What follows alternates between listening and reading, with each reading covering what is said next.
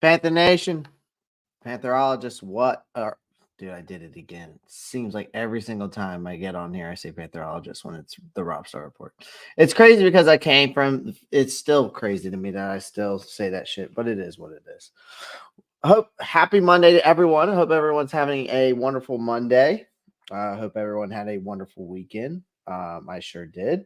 Still don't get why we get a good rain game, then drop it like it's a bad habit. Oh man, we got a lot to talk about. We have a lot to talk about. There is a lot to talk about here. It's insane. You still Pantherology. Yeah, in my mind, I still think I'm like Pantherology, but it's like it's not a thing of the past. It's just not like it what it, Elizabeth. It's not like it. I don't know. I like the Rob Star Report better. I think the name just fits better. I think it fits the channel better. Anyways, the Panthers claw, Buccaneers buckle. In the end, we still fall short. It ends up in heartbreak for all of us. Jonathan Mingo's this catch right here, that was a catch, by the way. Should have been considered a catch when it wasn't. We're gonna dive into more of this game and talk more about it. It's it's like I almost feel like I come on here sometimes and say the same things over and over again each and every Monday, at least from a Monday standpoint, because of the fact of that it's just like we constantly are losing, right? So it's like, oh well, welcome to the channel. This team sucks. We're losing, It's like what I feel like I'm saying the same thing every single week. But let's get right into it. All right. As people are coming in, make sure you pound the like button, subscribe to the channel if you haven't already. Click that post notifications bell so you don't miss out on any new content. I'm not gonna lie today, guys. I am dragging ass. Your boy got a little banged up on Saturday night, and it's still kicking in on Monday. But that's why we got coffee at 4:00 in the afternoon. All right. So first things first. Horns come back. Let's talk about that first. What a return he had. He was one of the highest rating defenders in this game on Sunday. What a return he had. It was a beacon of hope for all of us as Panther fans. His performance after a long absence definitely raised some eyebrows. Chris Tabor clarified the cautious approach with him, revealing Horn was on a snap count due to the injury concerns. Considering the team's playoff elimination, the decision to prioritize Horn's health makes sense. All right. So, but welcome back, JC Horn. You deserved it. And you played excellent. At least that was like a bright spot in this team from a defensive side. Yep. I'm just tired of seeing Bryce. It's depressing. Andy Dalton, me, please. It's gotten so bad. I just watched the NFL Red Zone to avoid getting headaches watching Bryce quarterback. Man, it's tough to be a quarterback in the NFL when your offensive line has allowed 44 sacks total this season, and 33%. He's getting pressured 33% of the time. So I don't think anybody could win here. I mean, I think Bryce has his issues. Yes, I still believe in that. I still think he has his issues. Like, that's not an argument. We all know he has his issues. When we break down the game film, how many missed throws is he doing? How many bad throws is he making? How many bad decisions is he doing, right? Is he holding on to the ball too long, which means then he ends up taking the sack or the or fumbling the ball, right? He's got a lot of issues, but I think anybody's going to have any issues when you've got an offensive line like ours. Again, I still believe it's hard to evaluate a person. I think it's hard to evaluate a person when you haven't put anything successful around it. All right. Marcos, I see you. I know you don't agree with me. It's fine. It is what it is. They gave him plenty of time. Sure. Is there plays that yes, that they do give him time, Marcos? Absolutely. I'm not saying that. I'm not saying that. I just pointed out all of his flaws. But the kid's got to get better at throwing the ball past 40 yards down the field. He's got to be able to throw the ball at least 50 yards down the field. If you can't throw the ball 50 yards down the field and put it in the hands of the receivers, we really have a problem. And that is a big concern for me because it seems like anything more than 40 yards, he can't get the ball down the field. I know at least we've seen some deep shots, but at the same time, man, you got to put the ball in the places. There was like a play where if he puts that ball on the money, that's a 45-yard touchdown. And y'all know what play I'm talking about. We'll break down the game film tomorrow. We'll talk more about that. Yeah, Elizabeth, he's not throwing no fifth. Yeah, that's what I'm saying. It's a concern for me, Elizabeth. It's a concern for me. There are a lot of now I'm starting to, guys, listen, I'm not sitting here and advocating for Bryce. I'm just saying that there are issues that, that we also need to point out besides Bryce's issues. That's the only thing I'm saying, guys. Like, if we want to, we can't say that Bryce is the reason why we lose games when, if our defense isn't stepping up and making plays, right? Coverage isn't good, right? Or, the offensive line not protecting, wide receivers not getting open, run lanes not getting available to the running backs. List goes on to multiple things. It also doesn't help that we have an owner still that is meddling in with football operations. You got a GM and a scout team that can't bring in the right talent and depth from a drafting and free agent standpoint. List goes on. It's just atrocious. It's all around performance. Coaching staff also deserves a lot of blame with the play calling and the development of players. I still believe in that. But again,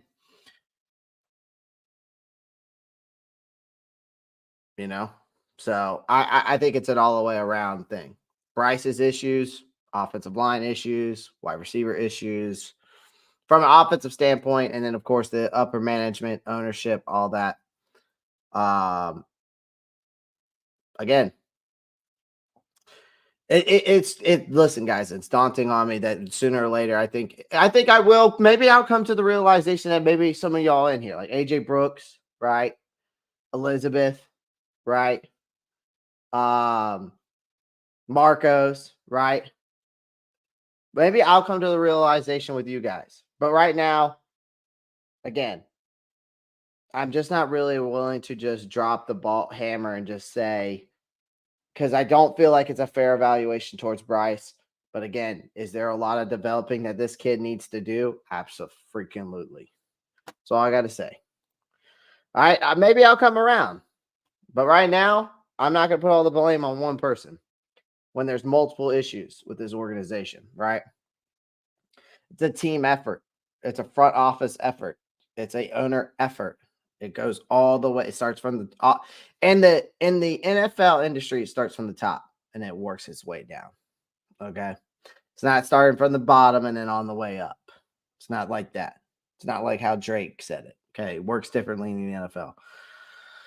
All right, let's move on. Now, the Brian Burns ejection drama. It was just an undisciplined act during an extra point play. Again, though, apparently the guy said something he shouldn't have earlier. Burns, didn't take too kindly of it, let it slide off a little bit. Then I guess Scott took his opportunity to show his frustration after the comment made by the guy. Definitely a reaction. His absence though in this game and moment was definitely a crucial moment, I felt like, and the team needs to be more disciplined and play with more composure, and especially under pressure. And especially when I feel like Burns should be a leader here. And listen, it's probably more of a frustration being for a team that's 1-11 or 1 in, what they are. So, it is what it is. It is what it is. Let's see here. There were some questionable offensive play calling, though, I will say, guys. Just trying to strive for that late game comeback. A lot of criticism from the offensive coordinator Thomas Brown is taking right now. His decisions in a critical 3rd-and-1 situation. You opting for 2 consecutive passing plays, especially with a capable runner of Chuba Hubbard. By the way, guys, Is there any more Chuba Hubbard haters in my chat anymore? Are we still hating on Chuba Hubbard? Like, or is that gone? Because I've been telling y'all this from the beginning of the season that this kid is better than what people think. So, are there any more Chuba haters in my chat? I'm just curious because I think he kind of shut y'all up after Sunday's performance. But Tabor clarified that Brown holds play calling duties and emphasized the need for improvement and strategic adjustments. Again, why are we running back-to-back two passing plays on a 3rd and 1 is beyond me. Whether it's them wanting to try to play hero ball and put it in Bryce's hands to make him look good, whatever the case may be, which that there is a conspiracy theory about that, but still, as a offensive play caller, you have to make that. That's like almost like you remember the Super Bowl against the Patriots and the Seahawks decided to throw the ball on the goal line when you got Marshawn Lynch back there. It's almost kind of like it kind of was almost like that, except not as like obviously not as like the stage wasn't as big, but still, it's kind of like that. Like there's no reason for that. Okay, there is no reason for that. Again, it's just it's beyond words to say for a 3rd and 1 play. And then let's talk about Bryce's struggles real quick, and we're going to talk about his performance as well. And I think some of you are going to like what I have to say because there is some negativity in there. But again, I can't continue to say that Bryce faces another challenging game. Every game's a challenge, okay? But showcasing moments of promise, but still you struggle with the hesitancy and the confidence that you put on that ball. The scrutiny of Young's performance, underperformance, I should say, underscores the Panthers' need for still reinforcements in protection, skill positions during this upcoming offseason. It doesn't matter what we can talk about Bryce's issues, which we're going to talk about here next, but we still got to build up this team from an offensive line and skill player standpoint, right? I love what I'm seeing from Mingo. Mingo looks like he's stepping up, but we still need more. Chark is getting open. He started to get some burn yesterday, caught 3 catches. I think Mingo had 5 or 6 catches. Thielen only had 2 or 3. But, I mean, that's real. This is the most I've really seen from a skill position to have some numbers in a little bit more than 1 catch or 2 catches, But it was a still rough outing.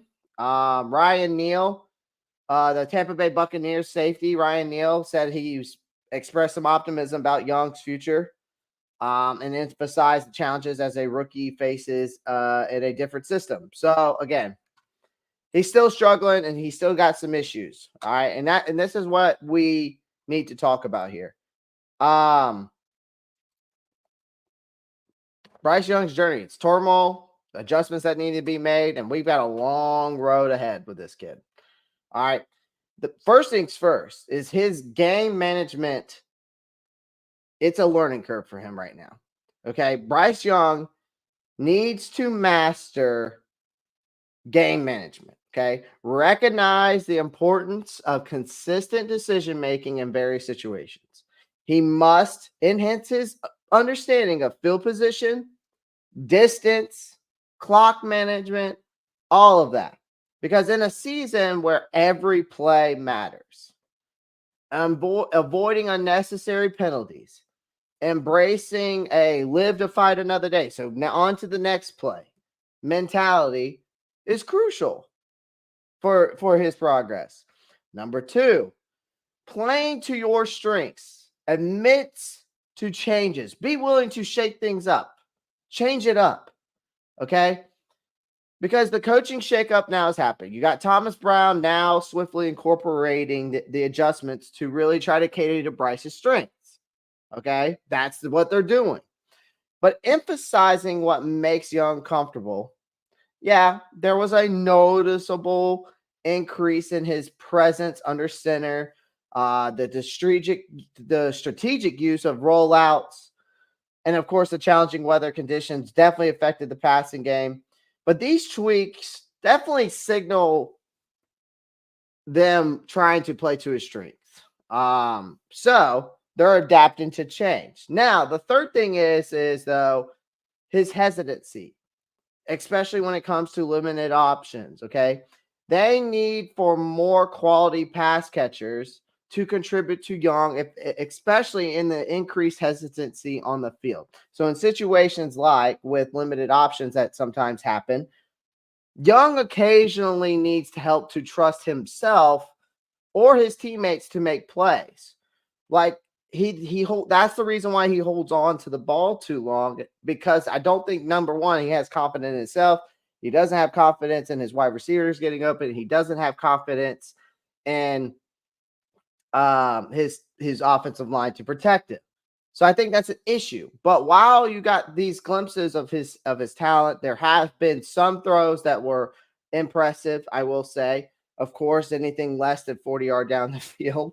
But still, his confidence has got to get better, and his trust with his teammates have to get better, because the traits that we saw in college are definitely not transitioning over like they were over to the NFL. You got to address these issues. You've got to build the confidence to make every throw. And definitely reinforcements from the offensive line to the wide receiver position is needed. Okay. Again, there are still some familiar things, though, even with the coaching changes, though, because now we're finding ourselves in a familiar territory at the end of these games. Young's interception, again, paired with another questionable play call decision, that echoes to me those past struggles. Okay. But the relentless sacks, the lack of touchdown throws, the resulting in disappointing passer rating, this team grapples in it with constant losing, and the questions linger about on Young's long-term development, which means to me that this kid needs to sit down. I've been saying it for probably the past 2 to 3 weeks that this kid needs to sit down. They need to bench him. Okay. If you want to save this kid and have him grow the right way, and you want him to navigate through these challenges and make those strategic adjustments and find the stability that you're looking for, the offseason is where the promise of a renewal with coaching decisions could shape up a good narrative for Young. But right now, this narrative is getting worse and worse each and every week, even though we almost won yesterday and it was a close game, of course, ended in with heartbreak. But again, same old issues. So all I'm saying is, at the end of the day, we got to be better with certain play calling, though, on 3rd and 1. Granted, Bryce's interception was definitely his fault. Not saying that it wasn't his fault, but the play calling, you got to run the ball on 3rd and 1. I don't care who you are. All right. Dalton needs to step in. Bryce needs to be benched, and he needs to sit out for the rest of the season. Okay. I just think he has to. Let me get back into some of these comments. I see some comments are in here. Pop off's in here. Let's hope he doesn't. Hopefully he doesn't pop off on me today. Hold on 1 second.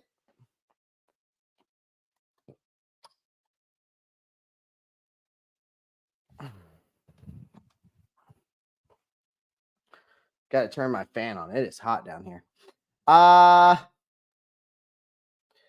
Marcos, I mean, I kind of think the same thing. I'm not gonna lie to you, dude. And that was to this comment, Marcos, the comment you made to Chris. A lot of these fans hate Bryce and nitpick because they wanted CJ Stroud. Now they blame him for everything. I mean, I kind of feel the same way too, Fate 9, but there's also part of me I'm starting to see some of the reasons why these fans and other podcasters are saying what they're saying. But again, I'm still going to give the kid the benefit of the doubt due to the fact of our skill positions, our offensive line are absolutely trash. And I don't think it's a fair assessment. Now, if we rebuild this offensive line and he's got more time to throw, he's got better wide receivers getting open, and he's still making shitty ass play, then I will say this kid sucks and he's trash. That's all I'm saying. That's all I'm saying. Did you see the Niner game? Yeah, I saw the Niner game. I saw the Niner game. Um, I saw the Niners game. It was a good game. I thought it would be better. I thought it was going to be a closer game than that, but I mean, once Jalen Hurts went down, I knew that it was game over. Clay, did you hear the reports that Frank wanted to bench Bryce, but the front office wouldn't let him after week 5? Yeah, the real Steve. I think I talked about that on week 6. I talked about that on leading up to the Miami game in week 6. So, um, yeah, Marcos, I feel the same way, man. Trust me, man. When I see DJ Moore and Christian McCaffrey doing well, like I said, I get PTSD. Chuba, the best we got. Yeah, Elizabeth, he is. I miss the Deontay Foreman though. I wish he was still here. Steve Wilkes, CMC, about to win the Super Bowl. You're a hater. he, dude, y'all gotta chill. Answer my damn question. Damn, real white. Yes, I just answered your question. All right, Chuba been balling since last season. I never got the Chuba hate. Yeah, I never got the Chuba hate from last year either. He was still balling, even though Deontay Foreman was outperforming him just by a little bit, but not by much. All Chuba needs is some of them breakaway runs, and he's gonna be a top back in the league. He could. I could see him being like a Tony Pollard, though, more of a Tony Pollard guy. Chuba. Chuba the truth. Him and Foreman is perfect. Yeah, I wish we still had Foreman though. I really do. I just went the Packers game. It was fire. Nice. I bet you that was I couldn't believe the Packers beat Kansas City, man. I really couldn't. I had Kansas City winning that game. Yeah, but have you seen the coaches give Bryce no hot reads on like blitz plays where he can check to a quick pass? All the routes take too long for these receivers. Well, some of the play calling is very questionable, and some of the play designs also are very questionable. Like some of the RPO plays, like that one play where he threw it and he just threw it straight to the ground because I don't know if someone messed up there, if it was a bad route, bad communication, or Ian Thomas messed it up on that play. If y'all know which play I'm talking about, but if not, we'll break it down in game film tomorrow. So, but there's definitely some play designs that need to be questioned. Roll Tyrell. I dude, I can't believe Alabama got in. Honestly, I wanted to talk to y'all about some of that college football stuff because I mean I know they won, but you know at the end of the day they're gonna the playoff committee is gonna make. They're all about the money. Again, I consider the NCAA the non-caring assholes association. They're all about money, so that it's a business at the end of the day.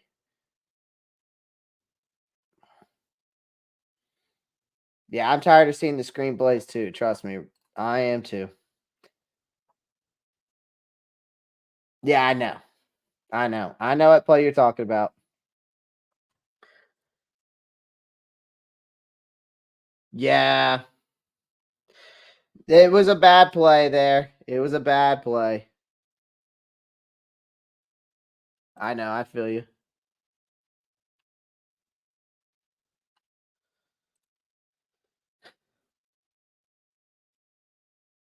Well, pop off. At least we're getting some responsibility acknowledgement, unlike our owner. Just saying.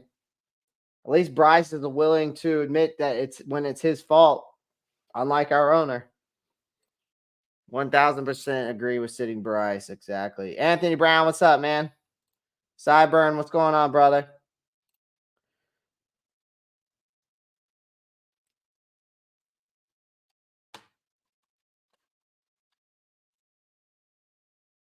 Yeah, he has Grim. He has.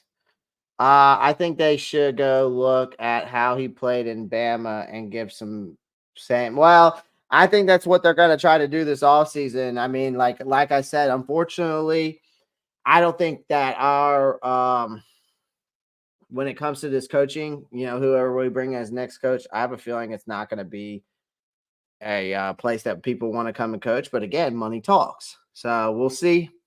We will see. We're going to talk more about that. FSU got screwed, in my opinion. I see both sides with the whole college football thing. I wanted to talk about it in here today, but we'll see.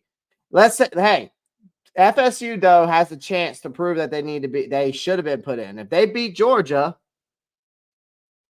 then there you go. That will prove right there that they should have been in over whoever else or whoever you think they should have been over.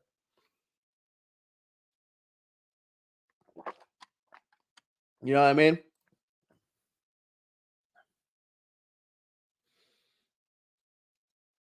Well, real white, we'll see if FSU. I mean, listen, like I said, for people in Florida State, if they want, they can be mad because they have every right to be mad. They went 13. You know, they didn't. They went undefeated.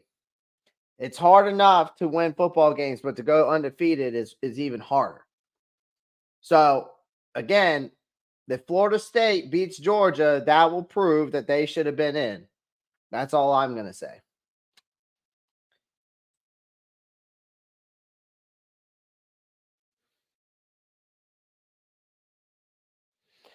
I mean, Kyrita, I've heard stories about that. I wouldn't be surprised if it's true. I wouldn't be surprised if it's true. Jim Harbaugh is in Charlotte till Thursday. Da, da, da. Nikki may have stormed out to call Harbaugh over AJ Brooks. Hey, we're going to talk about Harbaugh. Trust me, he's in the conversation in this live stream today because let me tell you, I heard the same thing, AJ. I heard the same thing. It's all over Twitter. It's all over Twitter. So, again. All right, decoding the Panthers Week 13 saga. We got some winners, got some losers. And my first loser is Thomas Brown. I know this was like, I guess I would say this is officially his first week of being actually a play caller. So I'm going to be a little lenient on him, but he's still a loser in my book. Because, well, he's a loser either way because he lost the game. But some tweaks to the offense and some momentum there, right? Then that just faded away. There was some questionable play calling on that crucial 3rd and 1. You opted to pass for 2 passing plays instead of utilizing Chuba Hubbard, who was running his ass off and having the game of his life. That is a lack of strategic decision-making in Thomas Brown. No offense. I know it's only your first. Technically, I feel like this is your first game, official first game calling plays, and truly just you calling plays. But still, 3rd and 1, your running back's doing well. Why risk throwing the ball? Next person up, Chuba Hubbard.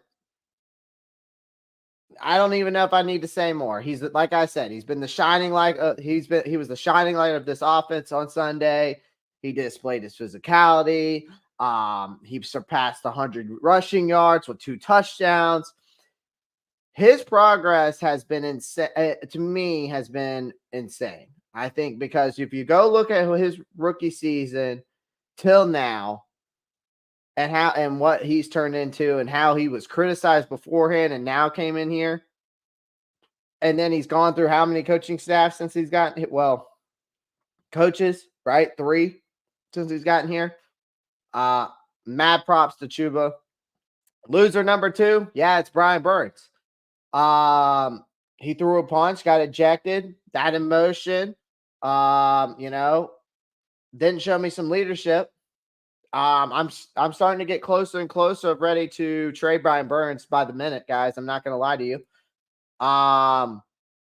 Because of the fact that you let your emotions get spoiled over. You're supposed to be one of the leaders on this defense. You're supposed to show discipline, right? But he showed lack of any of that. He's shown lack of any impact this season, in my opinion.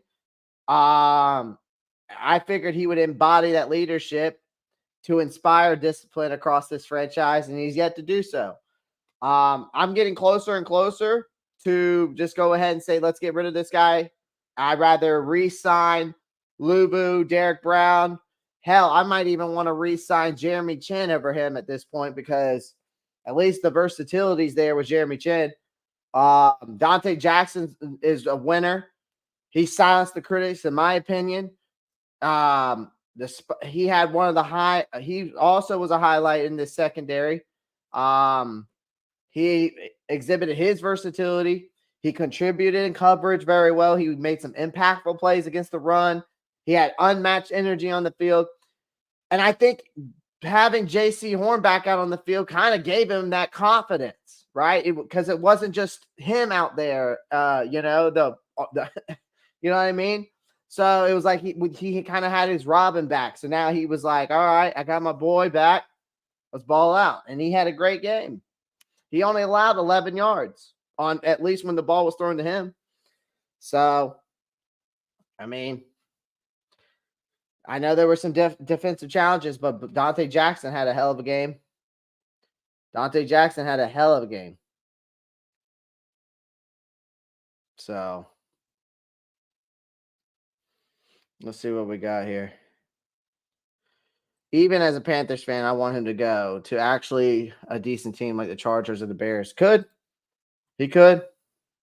There's been talks that the Bears would be willing to trade for him. I mean, apparently there's been talks that they'd be willing to give us our first round pick back for him. I've heard there's rumors about that out there. I'm just saying. If that's the case, if I'm the Panthers, I say here you go, and I'll go get Marvin Harrison Jr. Here, give me my first round pick back. You have Brian Burns, and I'll take Marvin Harrison Jr. Call it a day. Call it a day.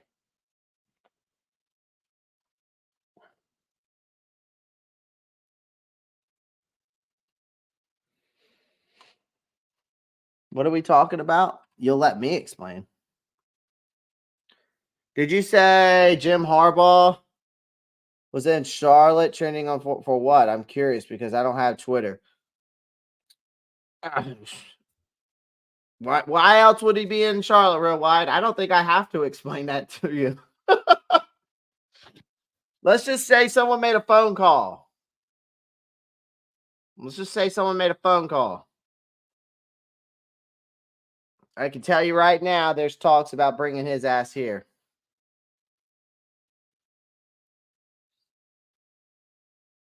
Supernova, if that was a scenario that was probably possible, I would absolutely do it. I think that, listen, I've said it before and I'll say it again. Since Frank Wright's gone, this next head coaching, whoever the next GM is, because I think Scott Fitter is next to go. I think that he'll get fired at the end of the season. I can tell you right now that whoever the GM is and the next head coach, number one, will be on the same page. They have to be. Number two, there's always that possibility of Bryce Young getting traded, because if that coach does not want him and the GM doesn't want him, I guarantee you they will use him as trade bait, and then they will bring in someone. Either they'll, if they can get the draft capital for him and they trade somebody for a first round pick, could be a possibility that a scenario like that could happen. But again, it comes down to what GM comes here and what head coach comes here. And if their minds line up, then that idea can come to fruition. I don't want to bust the bubble.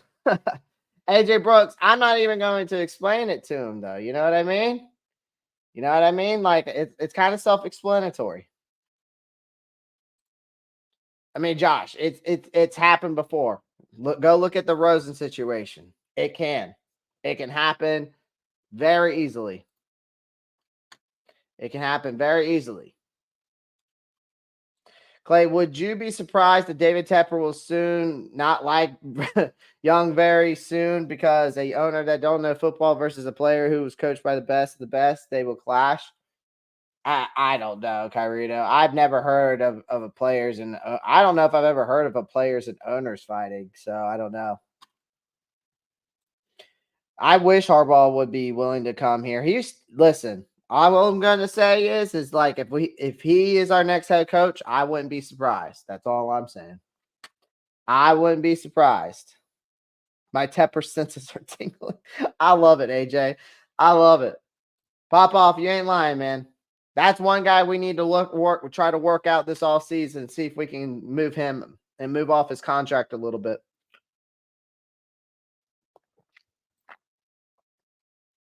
I know, Chris.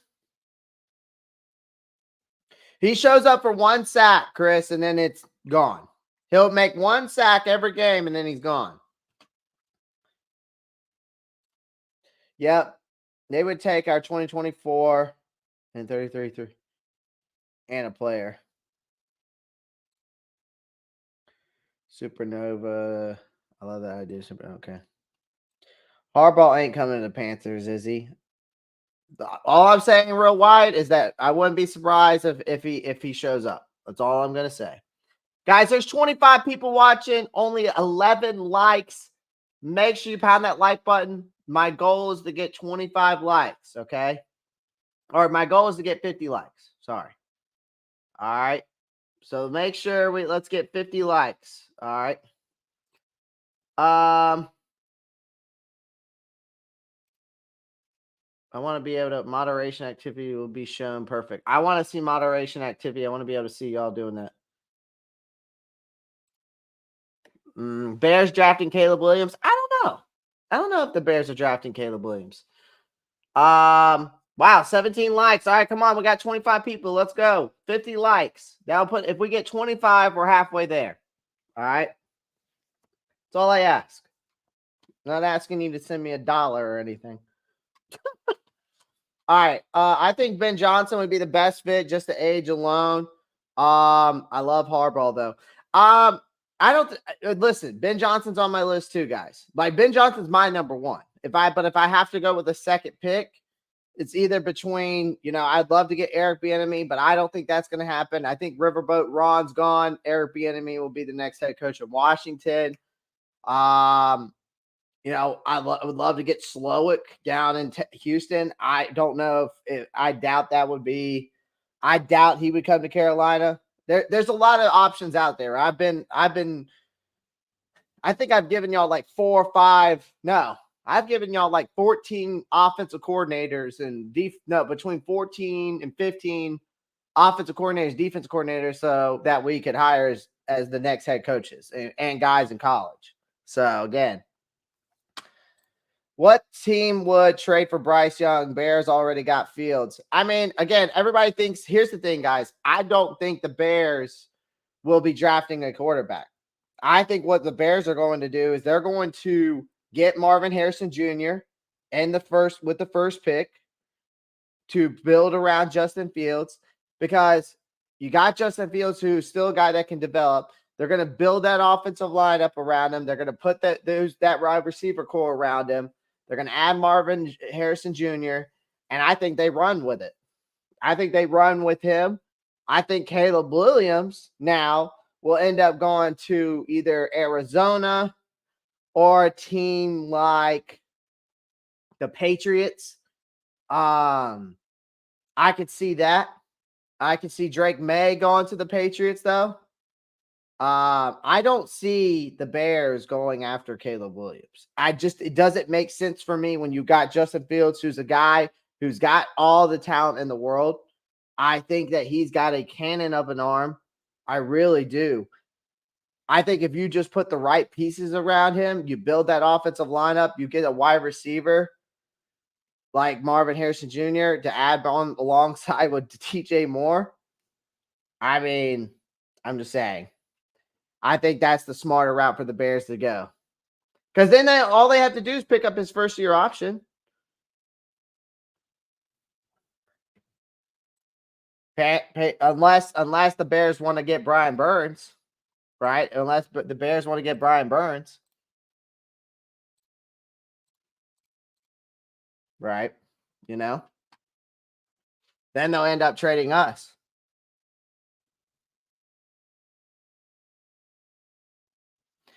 I mean, Josh, I get it. I'm not a big Caleb Williams fan. I think Caleb Williams is not that good. When it comes down to these top 25 teams, he's like 2-8. His record against top 25 teams. So when it comes to big games, he sucks. It's the same thing like Miami. In my opinion, I don't think I think the Miami Dolphins are good. But when they're playing teams under 500 or 500 teams, I think the Dolphins are good when they play teams like that. But when they play against guys like the Bills, look what happens to them. Look what happened to them against the Chiefs. Look what happened to them against the Eagles. Again, I'm just saying. Yeah, Real Wyatt will go look at his stats against top 25 teams. Doesn't matter about that. I understand what you're saying. Yes, they're Dallas too. Dallas looks good. I think the Patriots will end up getting Drake May. I really do. I think the Patriots will get Drake May.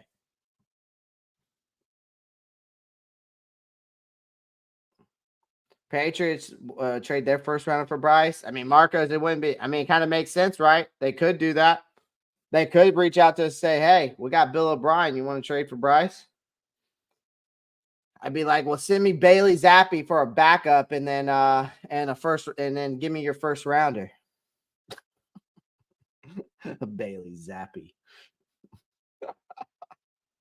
Mr. Toxic Black, what's up, man? What about Dallas? What about them, man? They're on fire right now. You think they're trading Fields? Well, if that's the case, then give me Fields. I'd rather have freaking Fields. 20 likes. We're only at, it doesn't look like 20 likes.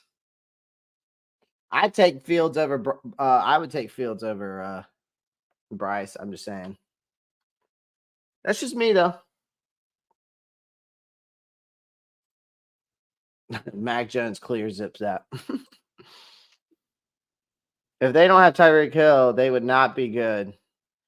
Yeah, I mean, I don't think if they had a Chain and Mostert and Waddle. I mean, if you take Hill off, sure, it kind of makes them digress. But when you still got Mostert, a Chain, and Waddle, only thing they're missing is a decent tight end. Exactly, and he's got a bigger arm than Bryce. That's all I'm going to say. Well, they beat the Seahawks. The Seahawks don't have a bad record, though, Toxic.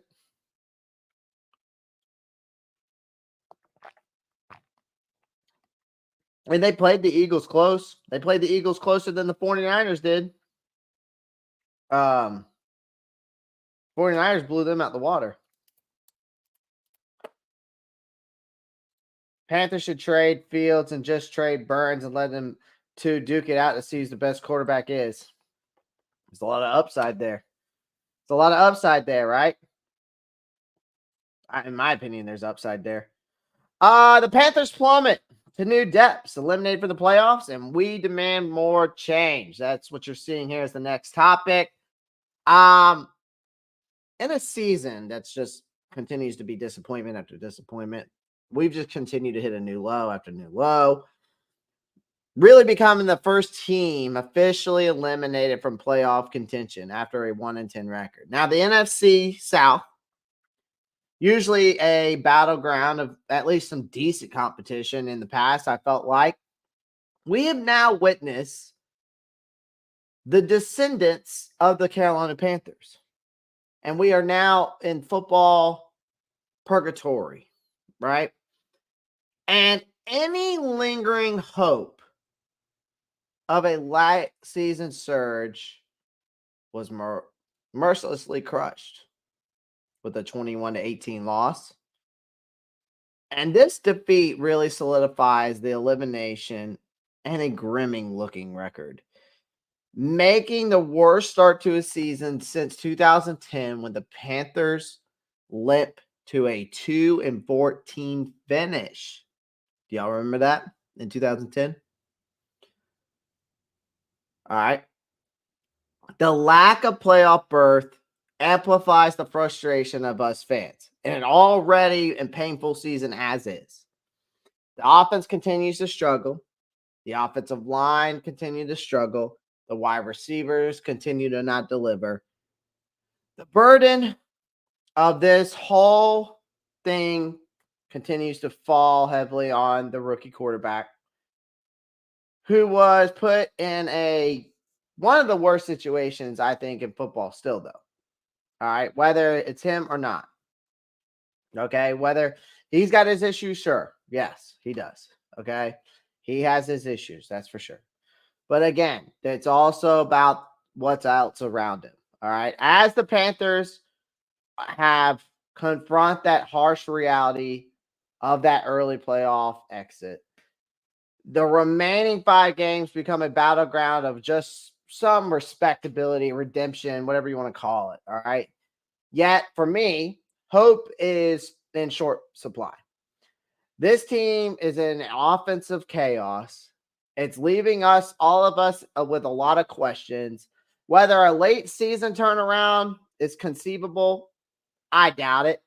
This, with playoff teams shattered, this is where we face a crucial juncture now because we're all demanding change. This team has 5 more opponents left to salvage any pride that it has left. Prevent this season from etching its name into the darkest chapter in franchise history. Okay. So,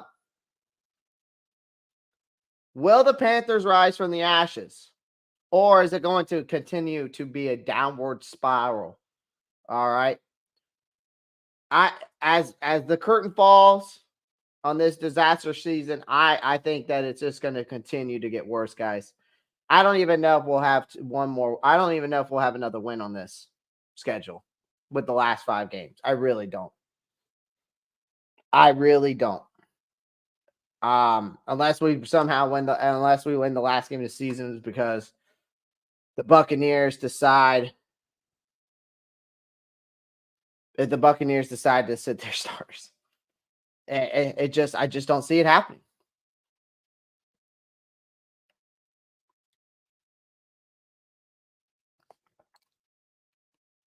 I've never heard of that, Kyrito. That's crazy.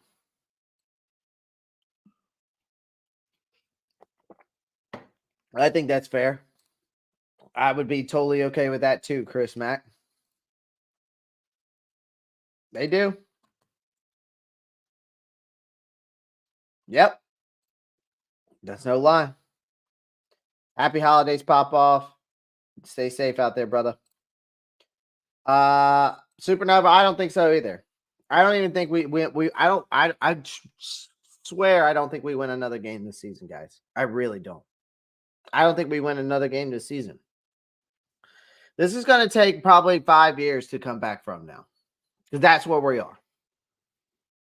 3 years, maybe.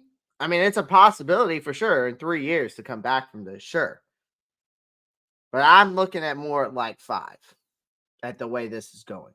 Because if David Tepper does not get rid of Scott Fitter as GM and does not bring a coach that's competent enough not only to be a game manager, a player development, right? Great, good play caller, offensive minded scheme. We're screwed. We are absolutely screwed. And I was trying to see if that thumb thing will come up. Does it come up? What does that do? Doesn't that do like the balloons on StreamYard? I don't know. StreamYard does all these crazy things. I want to go to the last game against the Bucs only if Baker's playing. Why is that, Real Wyatt? 1-16 buffering. That's awesome. The truth hurts. It does. It definitely does. What makes it worse is you have no first round pick. Exactly, Toxic. So we're basically, it's like we're almost tanking for that last pick, that first pick in the second round, which is crazy.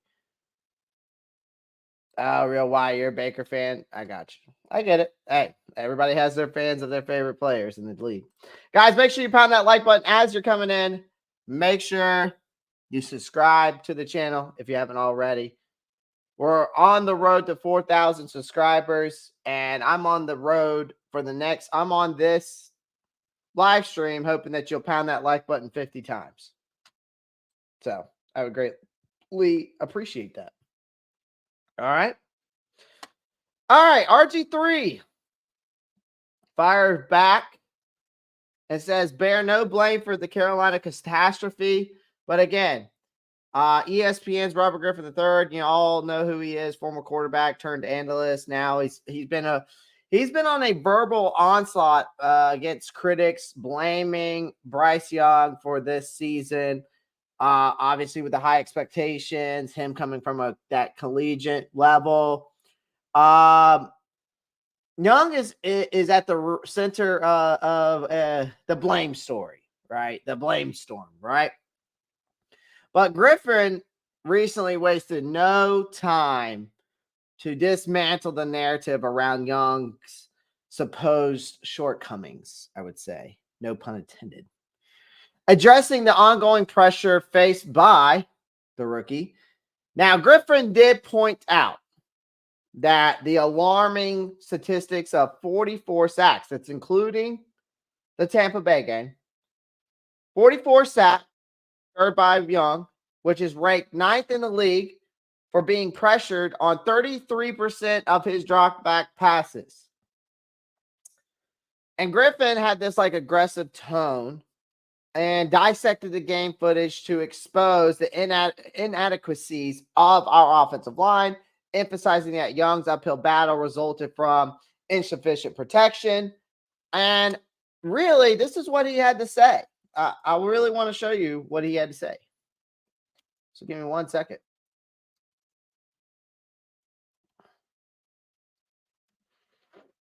I got to pull it up. Let's see.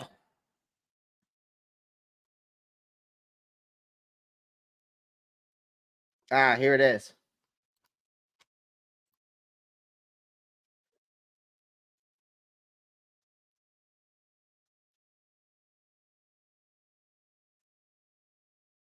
This is what he had to say.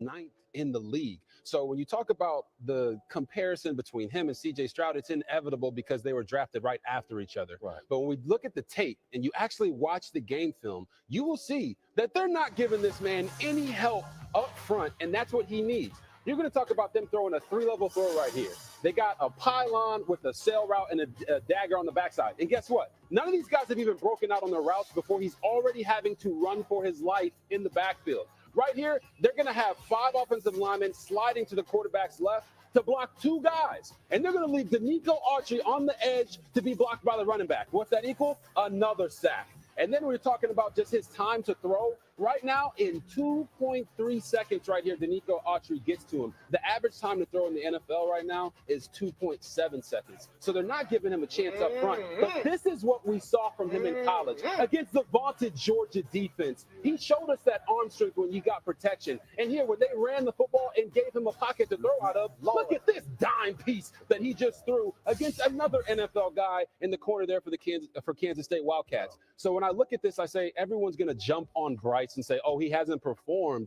to the level that we were anticipating. But they haven't given him the protection up front, and he doesn't have the weapons on the outside to truly have a chance.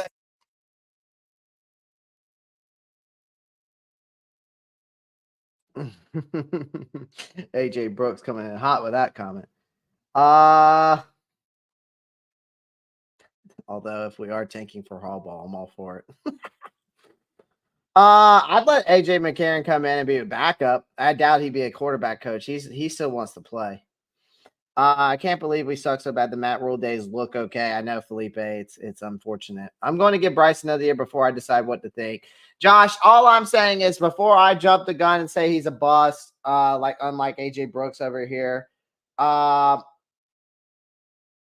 Again, I think that if you put some wide receivers around him, and if you put, a competent offensive line, I think we would see the Alabama days of Bryce. Again, that's just my opinion. It's hard for me to evaluate a guy like Bryce, in my opinion, and say he's a bust when we really can see on game film, just like RG3 was saying, the offensive line is not protecting.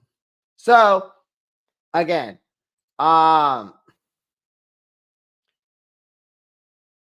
it's just really hard for me to write like that. And then in that breakdown, I get it. And he decided the game plays and all that.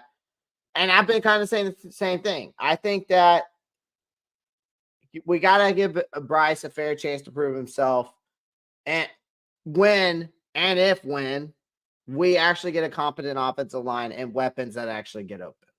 That's all I got to say. That's all I'm saying. And basically, that's what RG3 was saying. But I just wanted to bring it up.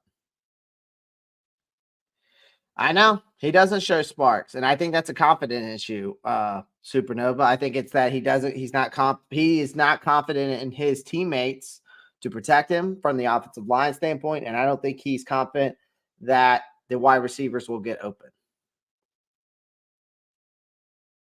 Right. I get it. I feel that I totally get what you're saying. I totally get what you're saying. Let's move on.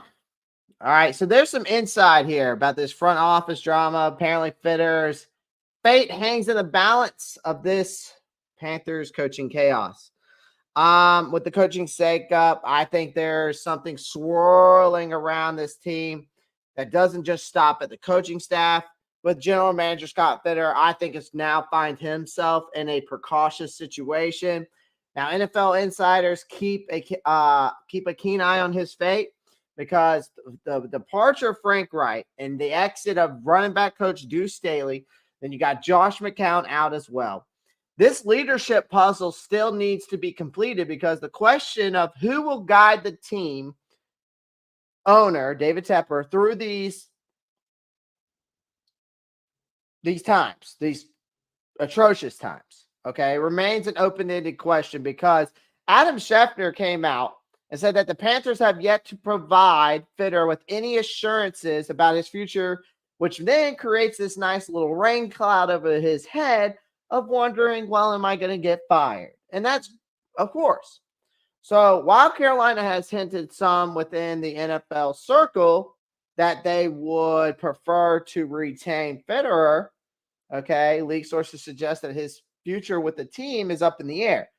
The lack of a clear statement has added a layer of intriguingness to me because you're already in a shit situation, right? And then you got David Tepper's ownership has been marked by coaching and front office changes with no sustained line between head coaches and general managers. The carousel between the firing of Ron Rivera in 2018, the retention of Matt Hurney, the hiring of Matt Rule, and the subsequent firing of Frank Wright.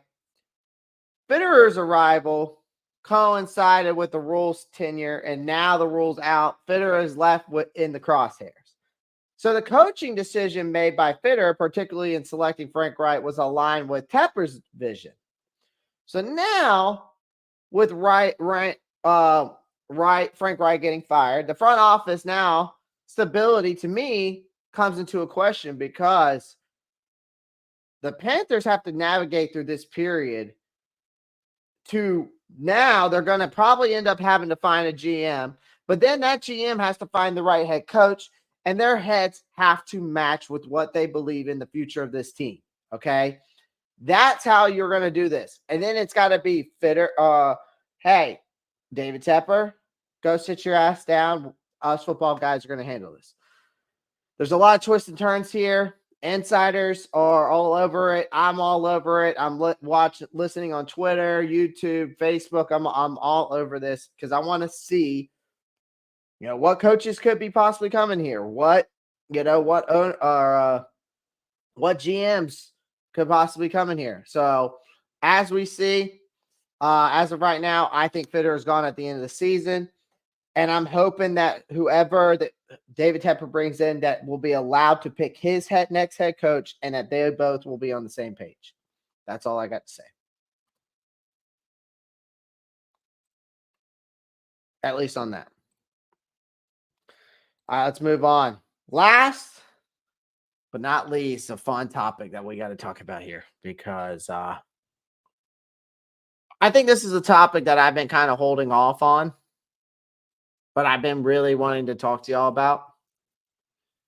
I just wasn't sure how I wanted to go about this, but CJ Stroud's early success, I think, is part of why Frank Wright got fired as the next head coach, because even though really the selection of Bryce wasn't his fault, but I'm about to explain. You part ways with Frank Wright, okay? So we're trying to gain some clarity about that. But there was reports that indicated that CJ Stroud's impressive performance played a significant role in David Tepper's choice to fire Frank Reich. Okay. Now, Bryce Young, the rookie quarterback for the Panthers, has faced immense challenges in these first 10, 11, 12 starts. Now, he struggled to show progress. The offensive line, again, still shit, right? Subpar performance. Wide receiver not getting open, not making plays. The offensive scheme not tailored to Bryce Young. Strengths all did not match or align with Bryce. Wright wouldn't change his scheme up for Bryce. But according to sources within this Panthers organization, again, CJ Stroud exceptional early season success with Houston. Houston was a decisive factor in Tepper's move to dismiss Wright. So the pressure and frustrations felt within the team were palatable. And now that Stroud's accomplishment have heightened the scrutiny of Panthers quarterback situation, it's crucial to clarify that Tepper's decision doesn't imply a belief that Wright in the front office erred in selection of Young. Instead, it underscores a focus on the development aspect. All right. Tepper witnessed Stroud's impactful early career strides, creating a stark contrast with Young challenges. The firing of Frank Reich is seen as a strategic move to facilitate that Young's growth as a quarterback, especially when paired with the arrival of the right coach personnel. Again, whatever you want to believe or not, all I know is this. Our owner shouldn't have been making any calls when it came to players and coaches. The GM should have always been able to pick its next head coach. The GM and the coach need to be on the same page, and the owner need to just stay out of it. At the end of the day, it's simply the fact that David Tepper needs to sit down and understand the fact that he made the wrong decision, not only by hiring Frank Reich, not only by hiring Scott Fitter, not only by letting Steve Wilkes go, not only bringing in Matt Rule, not only telling them to draft Bryce Young, but all of it. It starts with him. He is the reason why we are here and where we are, in my opinion. It starts with him. You hired Scott Fitter to bring in talent and depth and be in the scout team from a free agent to a draft standpoint. He has not done so. He's not put anything on this team that's worth a damn, in my opinion. There's only maybe a couple players, I would say. Maybe not. Maybe at most 9. I can think of 9 players that he's brought here that I'm okay with. But that's it. The rest, there's like probably about 50 players total that I could be like, yo, maybe less than that, maybe like 30, but still. You hired the wrong GM. You hired the wrong coach. And you brought in the wrong guy. Simple, easy as that. It's your fault. You own up to it, but we'll never get that clarity. But Frank Wright also sealed his fate when he chose to not help to develop Bryce and change his scheme up to fit Bryce because he wanted CJ Stroud. So he let his pride get the best of him, and that's the reason why Frank Wright got fired. That's just me. That's just my opinion. It is what it is, and it doesn't matter because we are the laughing stock of the NFL. Marcos, Jalen Hurts started in Alabama. Then it went to Oklahoma.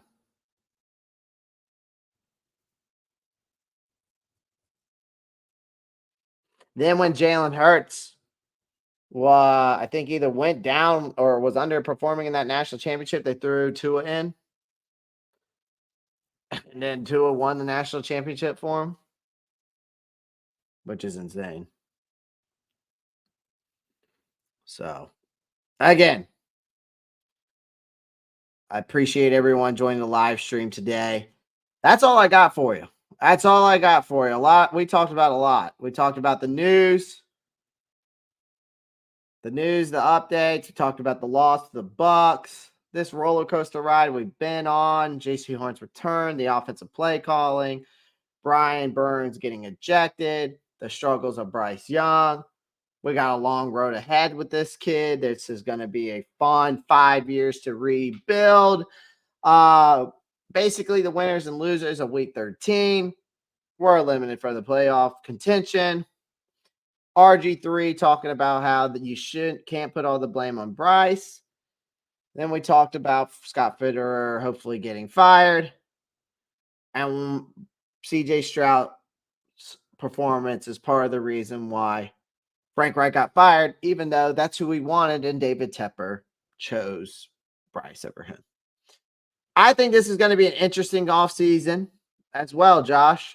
I'm really interested to see if that David Tepper will finally realize that he needs to take a step back, that he will choose to bring in a GM and a scout team that actually can bring in a talent and depth and bring in the right free agents, right? I'm also hoping that he brings in a head coach that the two mindsets align between the GM and the head coach. So, again, that's what I'm hoping for. And then we'll see if it comes to fruition.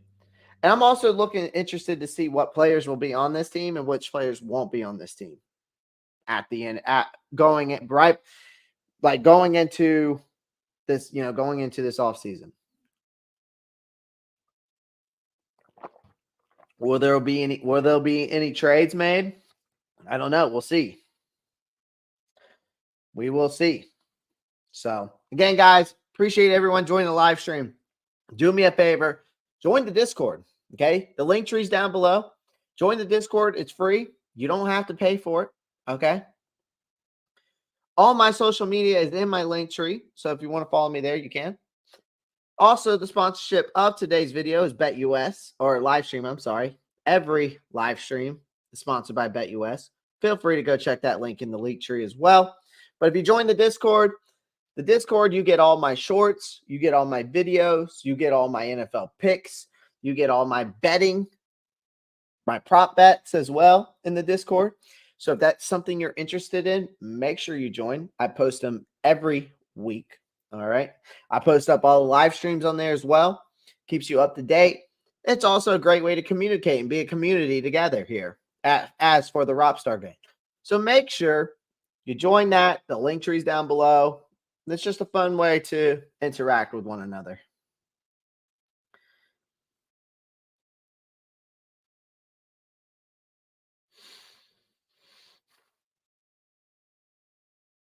So, anyways, guys, thank you for joining the live stream. Again, I really appreciate y'all. Make sure you like, comment, subscribe, share the live out. Feel free to, like I said, make sure you join the Discord. Check all my link tree. All my links are in there. So go check it out. Appreciate everyone joining the live stream. And as always, keep pounding. Peace.